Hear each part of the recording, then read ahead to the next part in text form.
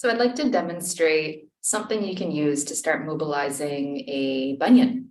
If we call this an external rotation or an abduction of the big toe, this is often something that happens when the foot behind the first metatarsal phalangeal joint is unable to move into pronation. So in a pronation, we need all of these joints on the inner border of the foot to gap.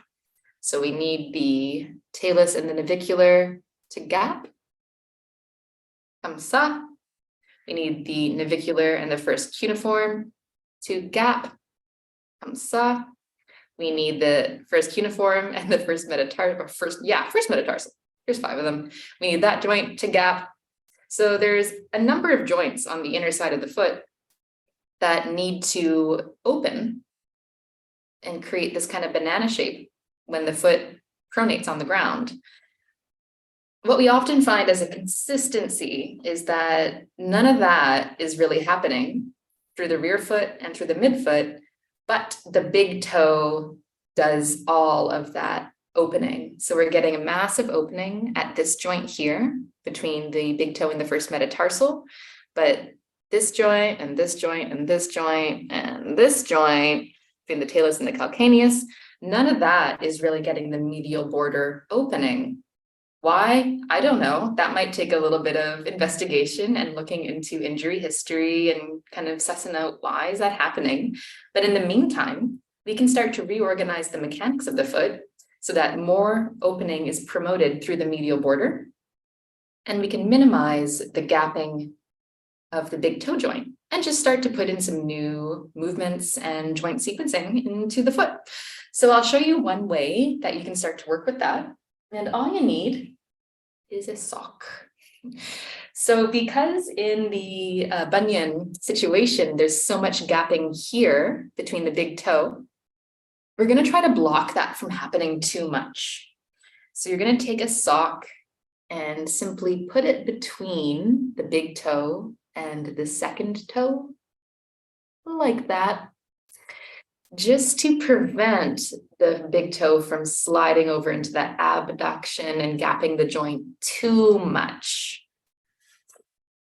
So you can take your sock, fold it up a few times. I don't really have bunions, so I'm not a good demo of this. And just put it between your big toe and your second toe, or whatever kind of towel or thing that you have, you can put there. And the intention of that is to not let that first toe go out to the side and become more of a bunion. What we want to do next is promote movement throughout the rest of the foot, the arch behind the big toe.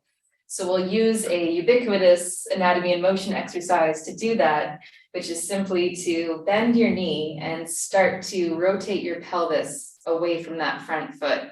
So my right foot's forward, I'm going to rotate my pelvis away from it, rotate to the left with your pelvis. This rotation of the pelvis away from your front foot should start to spread and lower the medial arch, which mine doesn't do very well, so you're not going to see a lot of action, sorry. With the sock there, preventing your big toe from going into a bunion, you're taking away that strategy and promoting more opening and lengthening and gapping of the joints on the medial side of your foot. What you might like to do, excuse me, as I step out of the screen and grab a wedge, official anatomy and motion wedge, but I guess another sock could do the trick too. What you can do to encourage more opening on the medial side of your foot is take this wedge and put it on the outside of your heel in such a way that it feels like it's rolling your heel bone onto the inner edge. We call that an E version of the calcaneus.